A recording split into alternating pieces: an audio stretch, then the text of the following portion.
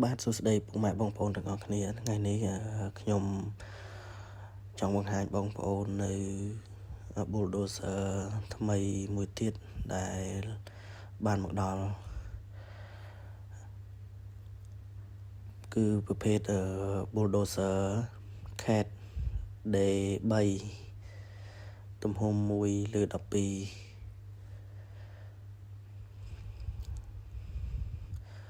ឥឡូវនេះខ្ញុំសូមធ្វើការបញ្ចូលសំឡេងខាងក្រៅពីព្រោះសំឡេងពេលដែលខ្ញុំ record នេះគឺវាមានបញ្ហារំខានតិចតួចលើបន្តិចទៀតនេះពុកម៉ែបងប្អូនសូមរងចាំទស្សនាការដែលខ្ញុំបើកប្រអប់នៅបុលដែលទើបតែមកដល់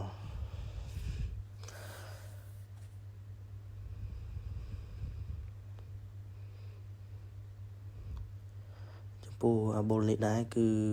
វាមានកម្លាំងខ្លាំងហើយវា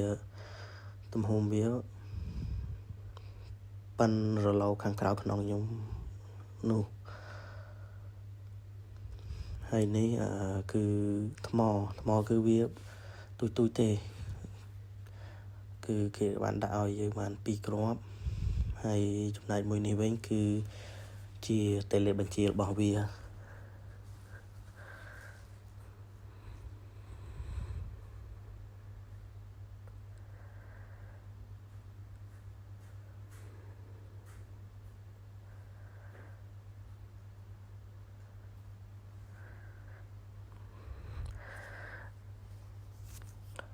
ចំពោះតេឡេនេះគឺវាល្អប្រើ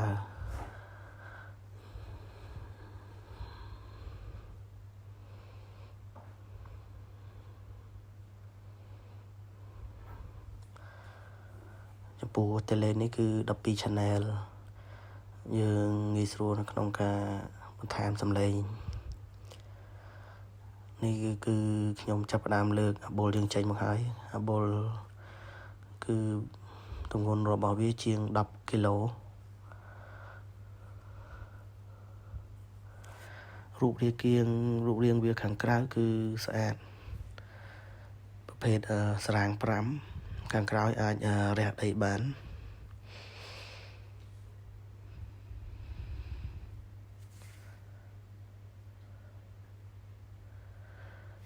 ឥឡូវនេះខ្ញុំកំពុងរៀបចំ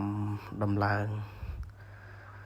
ដោយសារតេឡេរបស់វាមកអត់ទាន់មានថ្មខ្ញុំក៏បានខ្ចីថ្មពីតេឡេជារបស់ excavator ខាងក្រៅខ្ញុំនេះ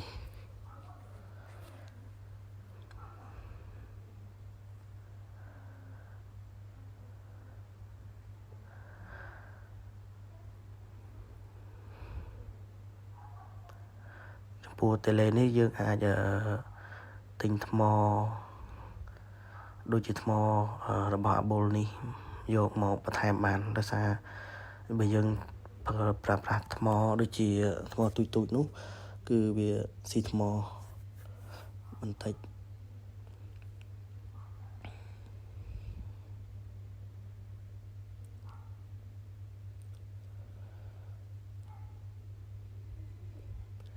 ឥឡូវនេះខ្ញុំបានចាប់ផ្ដើម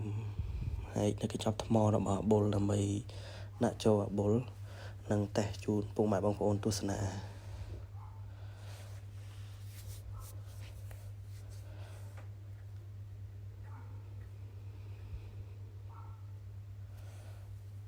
ទាំងថ្មទាំងតេឡេគឺខាងគេវេចខ្ចប់បានល្អណាស់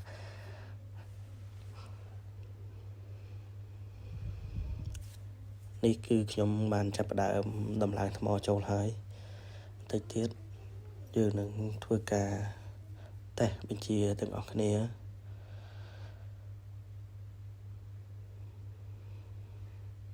ហើយនៅពេលខាងមុខនេះខ្ញុំរៀងទំនេរបន្តិចខ្ញុំនឹង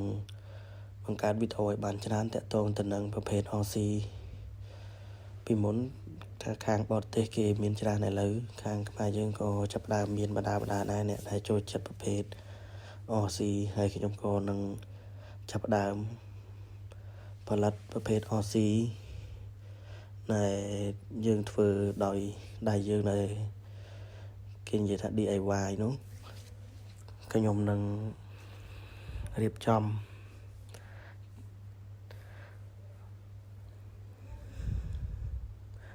đôi xaแต่ខ្ញុំ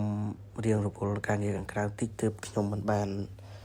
បញ្ចេញវីដេអូជូនពុកម៉ែបងប្អូនឲ្យបានទៀងទាត់តែប្រហែលជាមិនយូរទេខ្ញុំនឹងបញ្ចេញវីដេអូឲ្យបានច្រើននេះគឺជាសកម្មភាពដែលខ្ញុំបានតេស្តគឺវាល្អវា smooth ហើយវាខ្លាំងឃើញតូចពេលនេះប៉ុន្តែពិតមែនក៏ប៉ុន្តែវាខ្លាំង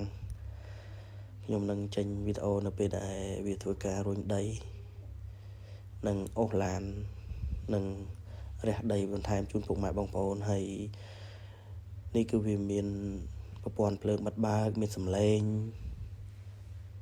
ក៏ប៉ុន្តែដោយសារតែពេលដែលខ្ញុំថតនេះគឺវាមានបញ្ហារំខានសំឡេងបន្តិចតួចទើបខ្ញុំមិនអាចដាក់បណ្ដេញសំឡេងនេះសំឡេងពេលដែលនេះវាបានតែមិនអីទេតែពេលដែលលើកក្រោយខ្ញុំចេញវីដេអូក្រោយខ្ញុំនឹងដាក់សំឡេងជូនពុកម៉ែបងប្អូន